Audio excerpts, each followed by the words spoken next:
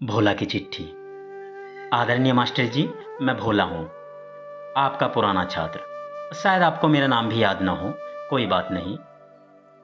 हम जैसों को कोई क्या याद रखेगा। मुझे आज आपसे कुछ कहना है, सो ये चिट्ठी डाक बाबू से लिखवा रहा हूँ। मास्टर जी, मैं 6 साल का था जब मेरे पिताजी ने आपके स्कूल में मेरा दाखिला कराया था। उनका कहना था कि सरकारी स्कूल जाओगे तो पढ़ना लिखना सीख जाओगे और बड़ा होकर मुझे उनकी तरह मजदूरी नहीं करनी पड़ेगी। 2 वक्त की रोटी के लिए तपते शरीर में भी दिन रात काम नहीं करना पड़ेगा।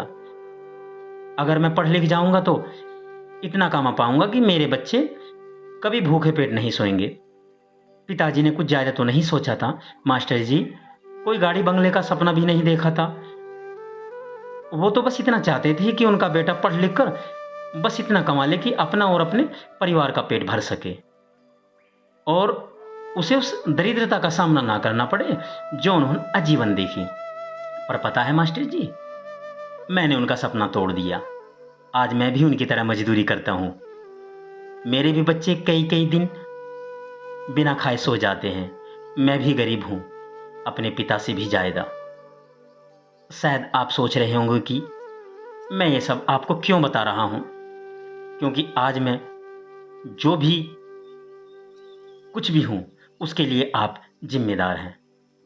मैं स्कूल आता था, वहाँ आना मुझे अच्छा लगता था।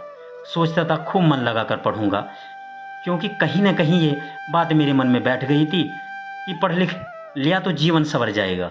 इसलिए मैं पढ़ना चाहता था। लेकिन जब मैं स्कूल जाता तो वहाँ पढ़ाई नहीं होती। आप और अन्य अध्यापक कई कई दिन तो आते ही नहीं। आते भी तो बस अपनी हाजिरी लगाकर गायब हो जाते या यूं ही बैठकर समय बिताते। कभी कभी हम हिम्मत करके पूछ ही लेते कि क्या हुआ मास्टर जी, आप इतने दिनों से क्यों नहीं आए।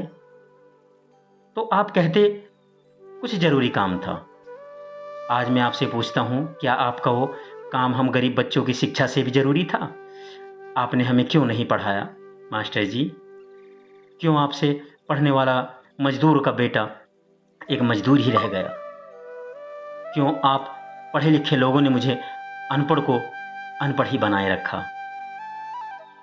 क्या आज आप मुझे वो शिक्षा दे सकते हैं जिसका मैं अधिकारी था। क्या आज आप मेरा वो बचपन, वह समय लौटा सकते हैं।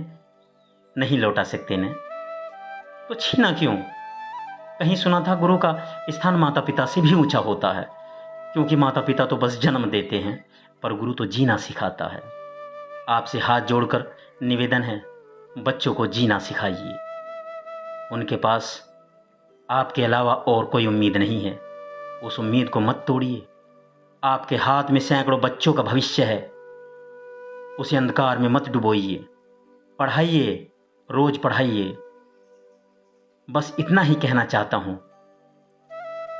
क्षमा कीजिएगा, आपका भोला।